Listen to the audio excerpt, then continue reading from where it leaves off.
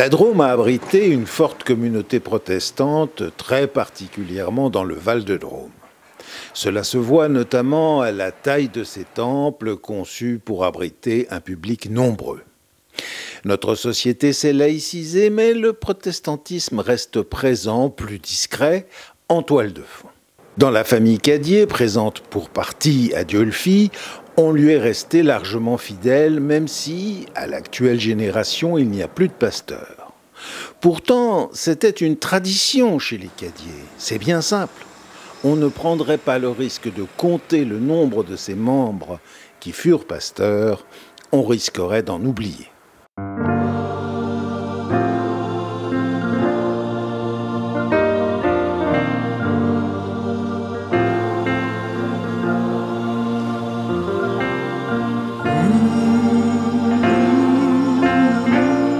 C'est une famille d'origine de Sancerre.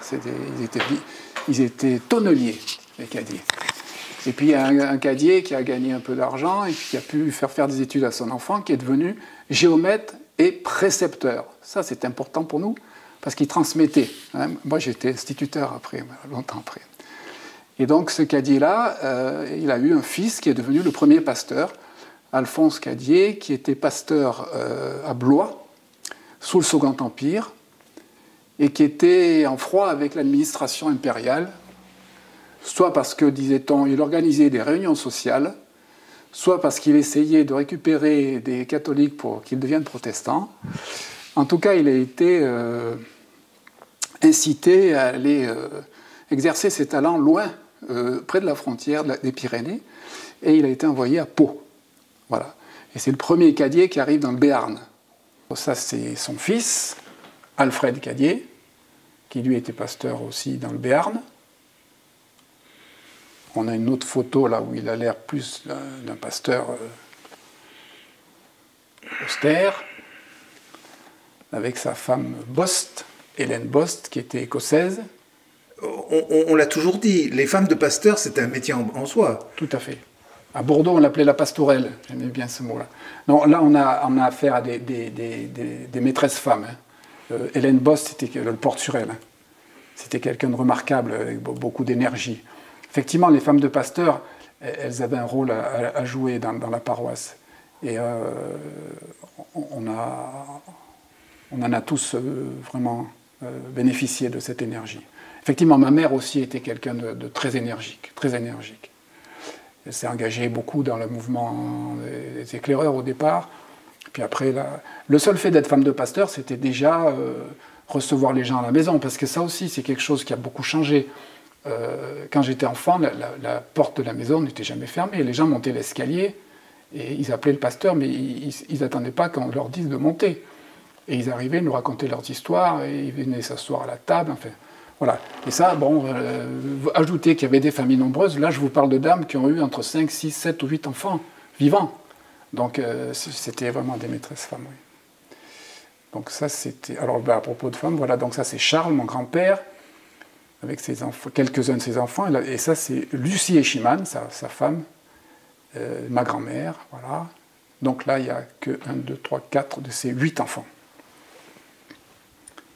Et puis... voilà, ça c'est bon. Voilà Charles, qui donc a été un des précurseurs du pyrénéisme, c'est-à-dire de l'alpinisme des Pyrénées, avec ses 4 frères. Ils ont découvert, enfin ils ont gravi beaucoup de sommets, etc. Très sportif. Ils jouent au rugby, ça aussi c'est important pour moi. Et puis voilà Gérard Cadier, pasteur de Bordeaux, puis de Mins, puis de Villefranche-sur-Saône. Informateur régional de la région Centrale-Péronne. En 1947, Bordeaux sort de la guerre. La vie est forcément simple, parfois difficile, mais la population est ouverte, altruiste. L'accueil des réfugiés de toutes sortes venait de le prouver.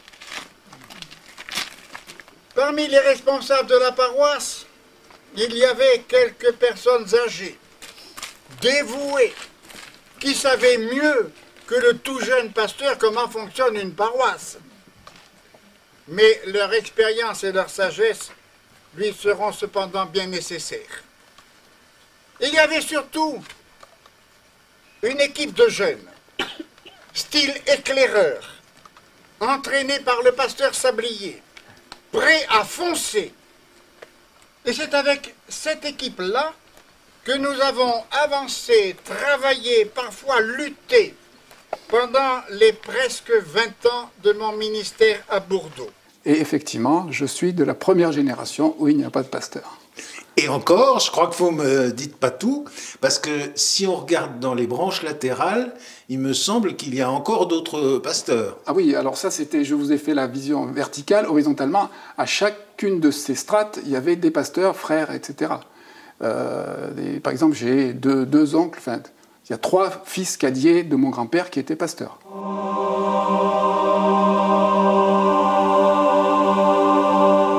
Le protestantisme était une foi de combat.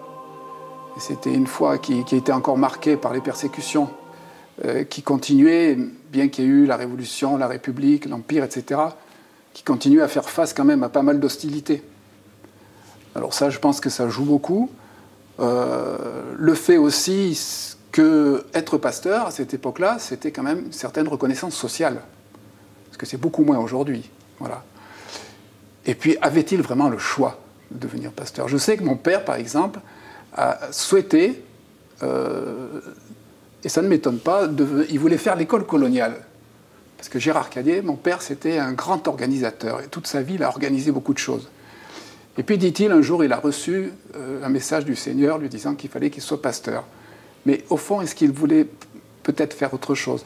C'est pour ça, enfin, je dis ça pour soupçonner qu'il y avait quand même une forme de, non pas de pression, mais d'incitation quand même à rester dans cette dynastie. Pression que nous, ma génération, nous n'avons pas du tout senti, puisque moi j'ai 4 frères et sœurs, et nous sommes 23 cousins et cousines. Je mets des féminins puisque les femmes sont pasteurs chez nous. Et bien sur ces 23 descendants de Charles Cadier, petits-enfants de Charles Cadier, il n'y a aucun pasteur. Voilà, donc ce n'est pas Olivier Cadier qui a bloqué. Hein. C'est quelque chose, je pense, de général. Peut-être faut-il faire quand même une petite place à Jean Cadier, le cousin germain de votre grand-père. Vont souvenir ce qu'on a appelé les brigades de la Drôme. Les brigades de la Drôme, c'est un mouvement protestant, réformé, de réveil, comme il y en a régulièrement dans les églises, y compris l'Église catholique, qui connaît des mouvements de réveil, etc., dans l'histoire. Donc ce mouvement-là, il commence il y a 100 ans, en 1922, dans des contrées perdues, mais quand on les aime, on ne les trouve pas perdus, du Haut-Diois, du Nyoncé, où des gens d'origine protestante se sont levés et ont initié un mouvement de réveil où les gens se sont mis à prier de façon très, très visible dans les temples, etc. Alors c'est une période qui après la guerre de 14, où les gens étaient dans une grande misère matérielle, spirituelle. Et c'est donc ce mouvement initié par des dames et des hommes de la terre, hein, des paysans. Et les pasteurs, des jeunes pasteurs du lieu, de la Motte-Chalancon, d'autres régions, d'autres paroisses, pardon, ont pris ce mouvement en marche. Ils ont suivi ce mouvement, parce que chez les réformés, on est très suspicieux en ce qui concerne les mouvements de réveil, les manifestations visibles de la foi, etc. On fait attention à ça traditionnellement. Mais là, ils ont été un peu obligés de suivre. Ils se sont en fait convertis à ce réveil. Et comme ils étaient des jeunes pasteurs qui se déplaçaient ensemble, etc., et qu'on était après la guerre de 14, on leur a donné le nom de brigade, un peu pour se moquer d'eux, et ils ont assumé ce mot-là. Et un des animateurs de ces brigades était Jean Cadier, qui était donc ce pasteur Cadier, qui était pasteur à Val-de-Rôme, et qui donc a animé ce mouvement comme les autres, le pasteur Ébrard de Dieulefit, etc.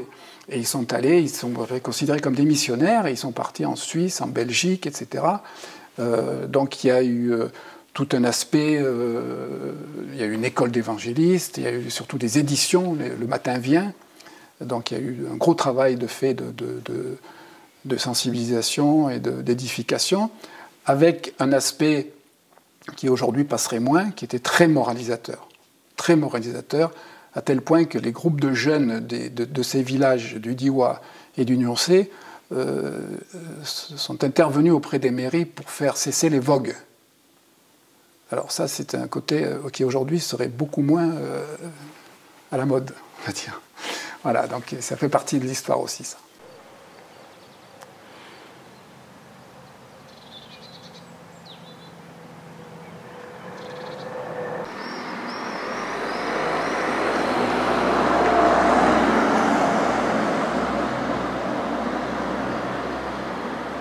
Ce n'est pas parce qu'il y a plus grand monde dans les temples que le message du Christ d'abord, et puis la façon d'annoncer ce message des protestants a disparu. On peut être très peu nombreux et avoir beaucoup d'influence. En ce qui concerne la laïcité, je rejoins Paul Ricoeur avec sa différence entre la laïcité d'indifférence et la laïcité de conviction. Moi, je suis pour la laïcité de conviction. Je suis profondément laïque, mais je pense que la laïcité, ce n'est pas la disparition des convictions religieuses, c'est au contraire la discussion, le débat entre les gens qui ont des convictions religieuses, ceux qui n'en ont pas, et notre société, elle a absolument besoin de ça, besoin de cette recherche. Et cette recherche, ce débat est une forme de témoignage aussi.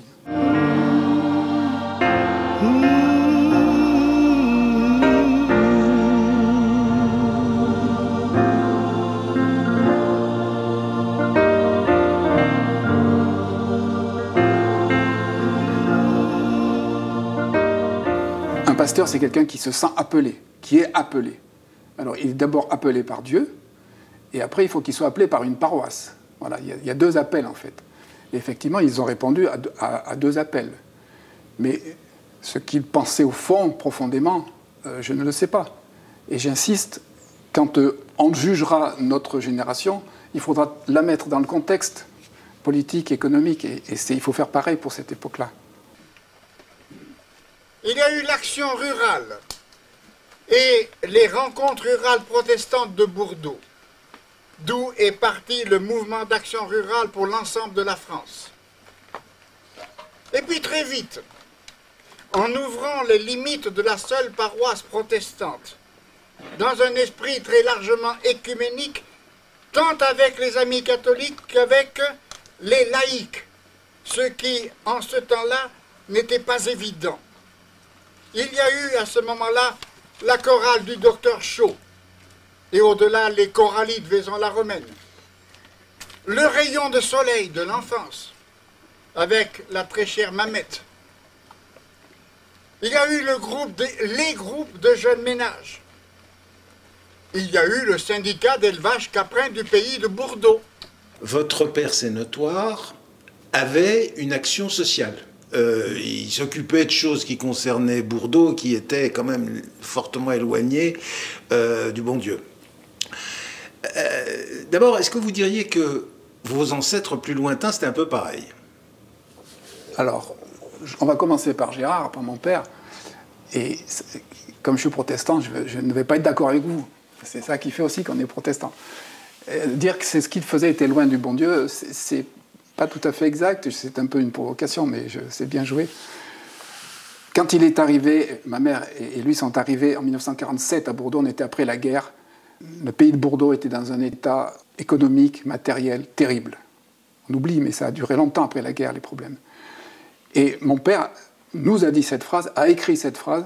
Je me suis demandé comment je pouvais parler aux gens de Jésus-Christ s'ils n'avaient pas de quoi manger, s'ils n'avaient pas de quoi vivre. Et donc, il a été intéressé par le monde rural, puisqu'à l'époque, c'était presque tous des paysans, et il s'est engagé dans la modernisation du monde rural, etc. Ça, allant jusqu'à chercher des boucs à Sannen, dans le canton de Berne, un dénommé Marcus, dont j'ai les papiers, j'ai les cartes d'identité du bouc, et qui sont venus, et qui seraient à l'origine de toutes ces chèvres blanches qu'on voit dans le pays de Bordeaux, d'Iolfi aujourd'hui.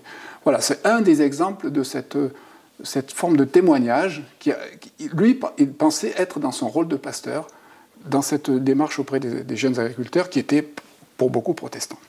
Alors, voilà pour votre père, mais diriez-vous que cette tradition d'action sociale se retrouve aux générations antérieures? Oui. Charles Cadier, mon grand-père, était missionnaire au Gabon. D'ailleurs, il était à Lambaréné avec Albert Schweitzer. Et il a fait énormément de choses, des écoles, etc. Il était très concret aussi. C'est quelque chose qu'ils ont quand même tous, de construire des choses de façon concrète. Hein, et de ne pas séparer le témoignage de la vie des gens. Il y a des livres d'Albert Cadier. Donc on est dans la génération de mon grand-père, le pasteur originaire du Béarn. Il a rencontré dans les usines d'Oléron-Sainte-Marie des ouvriers espagnols extrêmement pauvres, très démunis, dont il s'est occupé. Et bien entendu, comme pasteur, il a apporté un soutien spirituel. Et ces Espagnols, quand ils sont repartis chez eux, dans le Haut-Aragon, c'est-à-dire de l'autre côté des Pyrénées, ils ont fait appel à ce pasteur en disant « venez chez nous ». Et il est venu, donc, lui, disait-il, évangéliser le Haut-Aragon, qui en fait était des régions qui étaient catholiques. Hein. Et donc il s'appelait Don Alberto, les Espagnols l'appelaient Don Alberto, il parlait espagnol couramment. Et il est parti à pied, traverser le Somport, et il est allé là-bas animer des soirées bibliques, etc., des cultes en Haut-Aragon.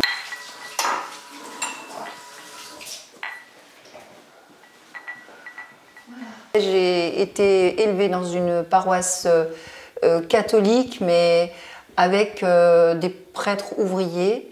C'était une banlieue très, on va dire, modeste de Chambéry, et une grande cité avec beaucoup d'enfants à l'école et beaucoup d'enfants à la paroisse catholique. Voilà. Et ce sont des prêtres ouvriers qui ont fait notre éducation religieuse dans une église totalement dépouillée, que j'ai retrouvée après en arrivant chez les protestants, hein, avec lecture de la Bible, les chants, beaucoup de chants.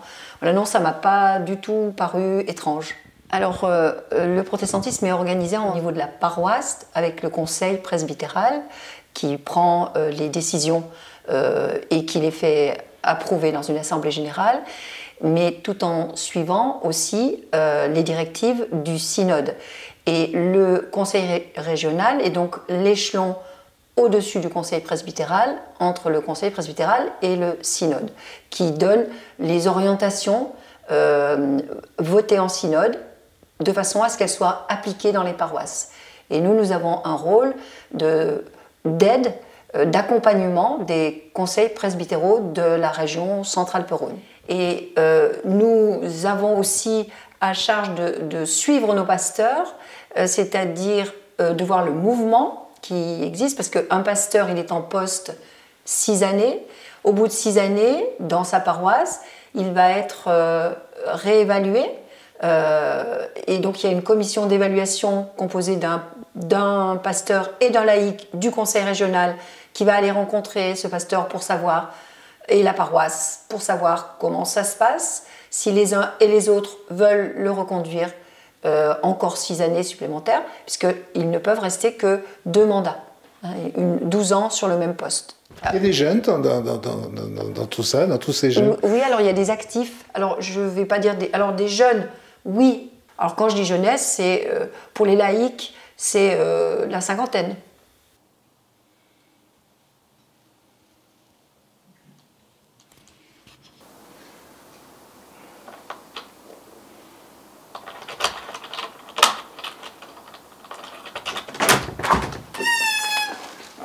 La réserve de la bande de force à côté, c'est rien. Ce musée où nous sommes là, il vit de quoi? De la mobilisation de tous les protestants du coin?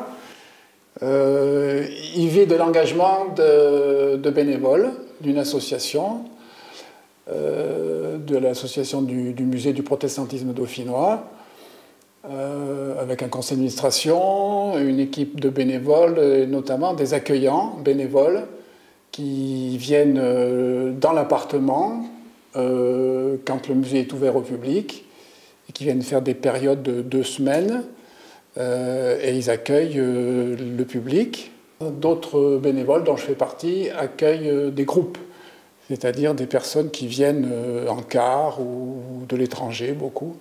Et là, on les accueille avec une visite plus complète, plus commentée. Vous savez qu'il y a de plus en plus de gens qui s'intéressent au patrimoine. Et on a une partie des gens qui viennent parce que c'est un site protestant, et d'autres, beaucoup qui viennent aussi parce que c'est un site historique. Ce bâtiment, il a une histoire assez particulière. Il a donc été un bâtiment, une pièce qui appartenait à l'ordre des Hospitaliers de Saint-Jean de Jérusalem. Et au XVe siècle, c'est devenu la maison commune du village. C'est là que le seigneur du village, qui était commandeur de l'ordre, recevait les notables. Et quand les idées de la réforme sont arrivées au Poët-Laval, la première période, c'était une période d'affrontement. Les protestants et les catholiques se sont affrontés violemment. Et les protestants sont allés occuper l'église du village. Et ils ont occupé cette église jusqu'à Henri IV, jusqu'à l'édit de Nantes. Et l'édit de Nantes donne ordre aux protestants de rendre l'église aux catholiques. Ils vont mettre 24 ans pour obéir au roi. Bon, c'est un peu... En tout cas, en 1622, ils lâchent cette église catholique qui était en haut du village et ils cherchent un endroit pour faire leur culte. Et ils viennent tout naturellement faire le culte dans la maison commune, dans la mairie. Parce que chez les protestants, on fait les cultes dans des lieux qui ne sont pas consacrés. Et lorsque le petit-fils d'Henri IV, Louis XIV, va revenir sur l'édit de Nantes, va le révoquer, il va interdire le culte réformé, il va exiger que tous les temples de France soient détruits. Et les temples de France ont été détruits. Et quand les soldats du roi sont venus ici pour exécuter cet ordre, la destruction de ce temple, les gens du Poët-Laval ont fait valoir que c'était la maison commune. Rien ne ressemble plus à un temple qu'une salle de réunion.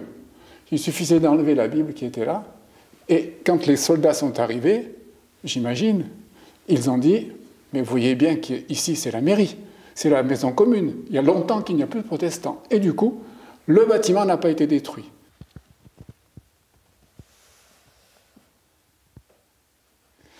Est-ce que le soir, avant d'aller vous coucher, vous lisez la Bible? Oui, oui, tous les soirs, depuis que je suis adulte.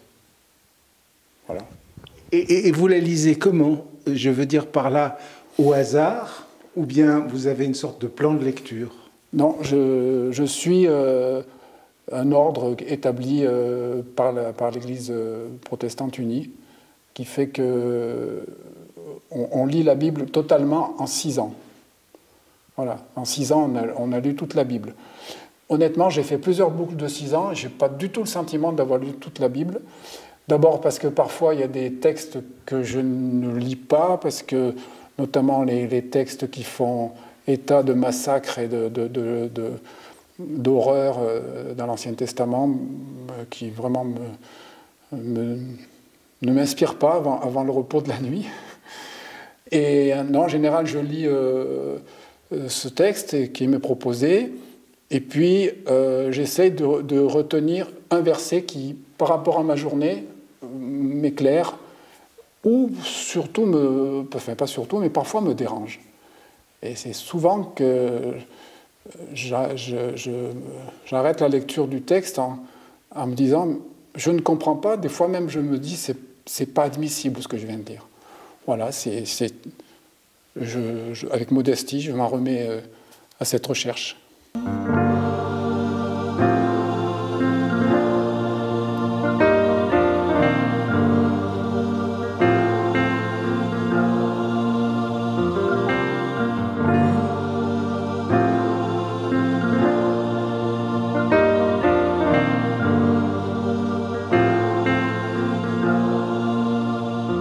Le protestantisme tel qu'on l'a vécu, tel que je l'ai connu, enfant et jeune ado, il n'est plus là. Et il a beaucoup changé. Voilà. Et la partie du protestantisme qui aujourd'hui est vivante et est en expansion, c'est la partie du protestantisme évangélique. Bon, ici aussi. Ici aussi. Ici aussi. Et moi, je suis d'une tradition et d'une famille réformée. Voilà. Bon, alors, ce qui ne veut pas dire qu'il n'y a plus de réformés. Mais l'aspect extérieur, on va dire, la visibilité est moindre. Je pense aujourd'hui, je prendrais bien le pari qu'à Dieulefit, village protestant, si vous partez avec votre micro dans la rue du Bourg et que vous demandez aux gens qu'est-ce que c'est qu'être pasteur, qu'est-ce que c'est qu'être un protestant, je pense qu'il y a une personne sur 5 ou sur 6 qui pourra répondre à la question. Voilà. Je ressens ça quand les gens parlent du temple, parce qu'à Dieulefit, il y a le temple d'un côté et l'église de l'autre. Donc ce qui est intéressant, c'est qu'il y a une rue qui les unit. Eh bien, les gens parlent du temple comme si c'était une salle de réunion. Voilà, personne ne sait, enfin personne, peu de gens savent maintenant ce que c'est le protestantisme. Comment vous sentez-vous aujourd'hui comme protestant? Je me sens bien. Je me sens bien parce que toute cette histoire nous donne une certaine sérénité. On est dans un tourbillon aujourd'hui, social, etc., historique, politique, écologique. Alors, comme nous, on a toujours entendu parler de nos ancêtres, je dirais presque qu'on les a entendus parler, même ceux qui n'étaient plus là. On rapportait leur vie, leurs propos. Donc on relativise tout ça. Et je sais, moi, ce qu'ils ont enduré, je sais en quoi ils croyaient, en quoi ils espéraient. Donc finalement, je ne suis pas inquiet. Je ne suis pas inquiet pour notre monde. Mais le fait d'être protestant aujourd'hui ne nous donne aucun droit, ni aucun devoir particulier. C'est aujourd'hui, dans une société laïque, j'aime bien dire notre société, Dieu merci, laïque, on est des gens comme les autres, avec des convictions respectées.